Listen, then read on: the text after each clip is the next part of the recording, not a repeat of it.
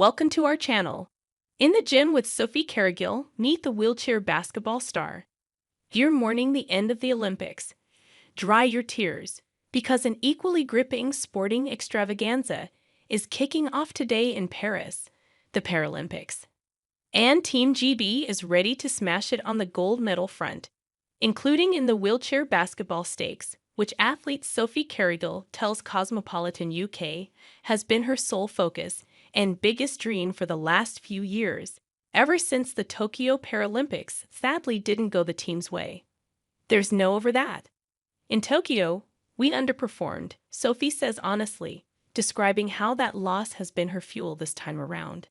It was a difficult time, with COVID and everything, and a lot of us are coming into these games thinking this is time for redemption. It's time to prove to ourselves that we are absolutely not that team.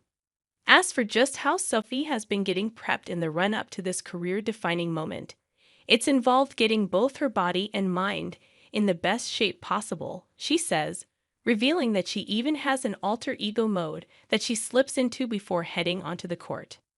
Here, the 30-year-old, who also repped Team GB in the 2016 Paralympics, where they placed fourth, explains her life in fitness and food, and shares what well-being looks like as a pro wheelchair basketball player.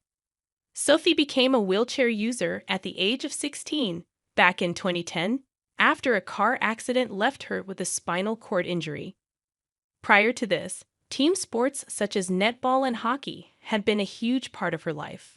Following her rehabilitation, just 1 year down the line, the athlete decided to seek out a new activity to fall in love with the help of the Backup Trust, a charity which supports those with spinal cord injuries in rebuilding their lives in confidence.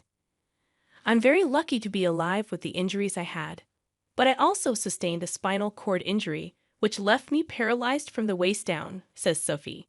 After recovering from my accident and getting back to normal life, I realized I still wanted to play sport. I was really lucky that my first club was literally 10 minutes away from where I was living in Leeds at the time.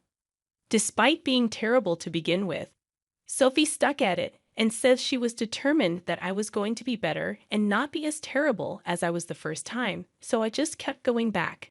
Eventually, she got scouted by the Team GB coaches, who invited her to join the wider squad ahead of the 2012 Paralympics. Commit to the sport and then some. After being scouted, Sophie recalls one of the coaches telling her, "If you commit everything and work really hard, you've got a really good chance of competing in Rio." And I was like, right, that's decided then. From then on, I basically made every decision in my life revolve around basketball. For Sophie, this meant moving to Worcester, where the centralized training program was based, and deliberately choosing a university close by. These days, she also regularly attends training camps where playing basketball with her team is the sole focus. Well, kind of. I actually have a real love-hate relationship with the machine. Sophie laughs, explaining that she can spend the bulk of her solo gym time on one. In terms of accessible gym equipment and what's good for cardio, it's by far the best.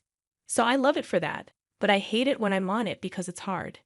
I actually have one in my garage now, as well as having a modest home workout area.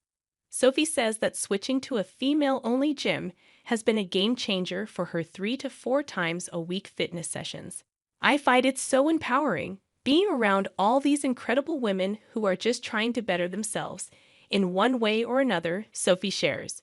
I'm sharing the gym with all kinds of women, even grandmas, which I just absolutely love. Thanks you for watching. Stay connected with us for more videos.